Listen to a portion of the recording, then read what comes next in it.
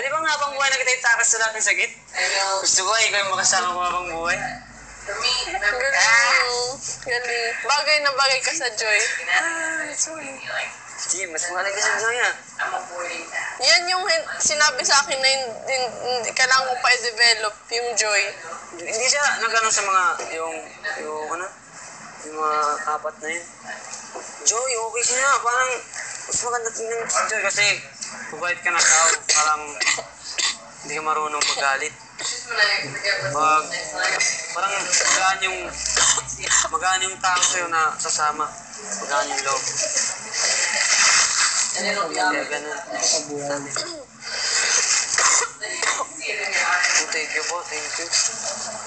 Bait niya. Thank you po. Gusto ko siya talaga.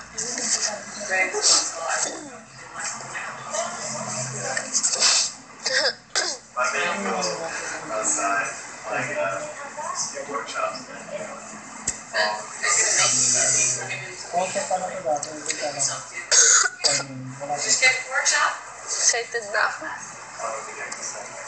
Sobrang swerte natin na makaka-acting tayo tapos andyan si Direk.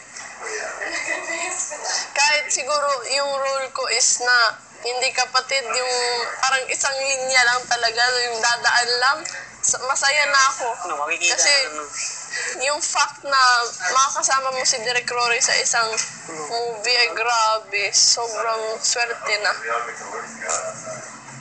Hindi ako makatulog kakaisip kagabi sa... Hindi nga ako nakatulog. Ako din. Hindi ako makapaniwala kasi dati nag-audition lang ako. Basa lang ako na. Alam mo, sobrang hirap makuha sa isang movie. As in. Tapos ito, binibigay na sa atin diretsyo. Sabi ko, grabe si Kuya. Sabihin sa'yo, lahat ng... Napakaswerte natin. Nandito tayo. Biruin mo, yung iba nagkakandara pa mag-audition para dyan. Tapos ito, binibigay na sa atin yung script. Siya, ang director pa mismo yung nagbigay. Yung director ng una-una pang mga patok na movies. Grabe. Ina? Ina! Para tayong nanalo sa loto. Sobra pa. Tikay, tulungan na kita. Happy lang doon. Tikay, tulungan na kita. Yung, alam mo, mabuti yung ginagawa mo na talagang inaaral mo siya. Kasi nakita kita kagabi na talagang focus ka. Focus ka.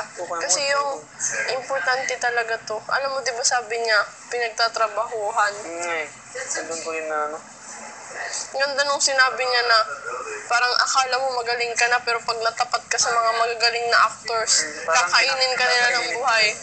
Kaya parang push tayo ng push.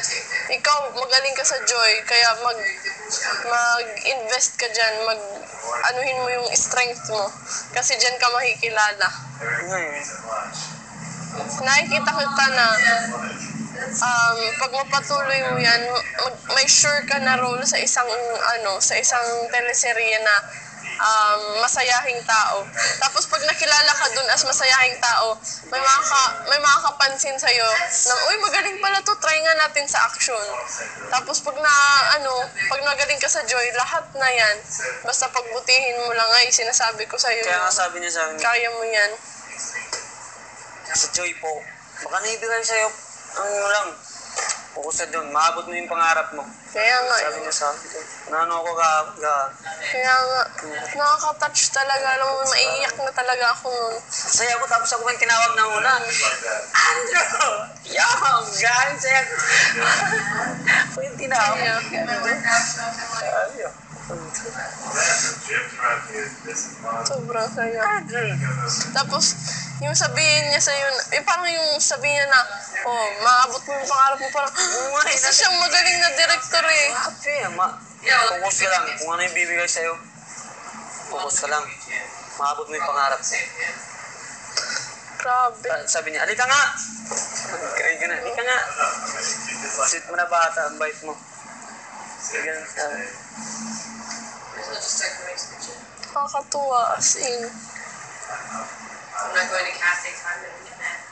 Pero parang, kinakabahan ka nung pumasok ka? Oo. Ako, para ako mamamatay. Hindi ka na. Timores mo na. Yeah, but it's Stop. Tapos, Dun na.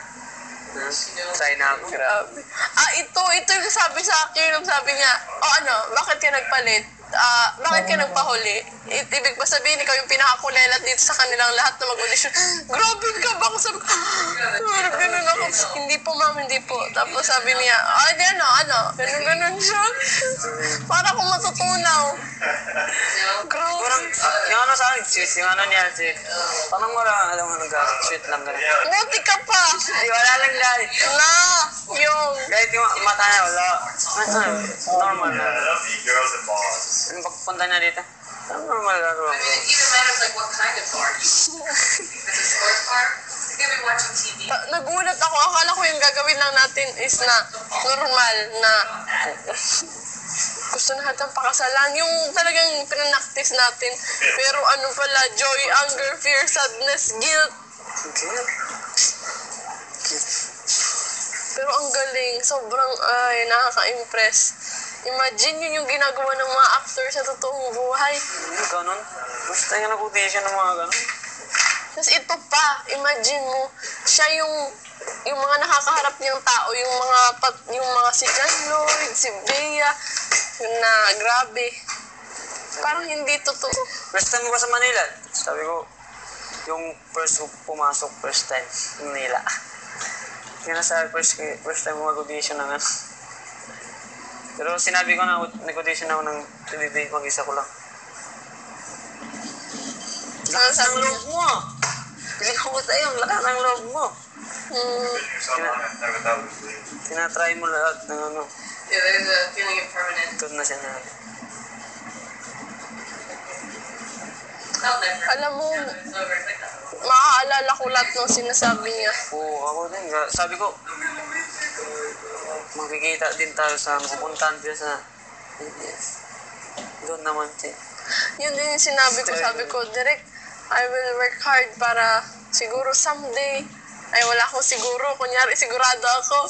Parang, sabi ko, bihira ko lang tumakarap. Sasabihin ko na lahat. Tapos sabi ko sa kanya, Direk, magtatrabaho po talaga ako ng mabuti para someday makakatrabaho ko po kayo. Tapos sobrang saya niya at sobrang saya ko rin. Tapos nagyakap kami. Gusto ko talaga yung More actively. Ah, A few years ago. magtutulungan tayo. Paglabas natin, pag nag-workshop tayo, pupukpukin ko yung ulo mo para hindi ka mag-chicks, hindi ka kung ano-ano dyan, tapos focus ka lang sa acting. Not like a teleseries. Kami ni Ate Maymay, ni Edward. Pag nag-chicks ka, young! Kids, bawas tayo po. Bawas tayo. Or like Pag may makita kami, Tignan mo. young, focus tayo, young. Ayun mo, focus tayo, focus. Basta ha, young, promise mo ha. Oo, promise ko sa'yo. Paglabas natin, pag mabibigyan tayo ng workshop, lahat ibibigay, ha? Focus tayo, focus. Di ba yung kwento ko sa'yo na sa workshop kung ano nangyayari? Yun, sobrang mag-i-enjoy ka. Excited na ako makita ang reaction mo. Kasi pag may teacher na natututukan ka, grabing saya. Ito pa, matagal pa naman yun. 3 months yun. 3 months? Nandito. Kasi 18 na Sunday, Korea. But they 18 na linggo. like 2 years. Linggo-linggo. She hosted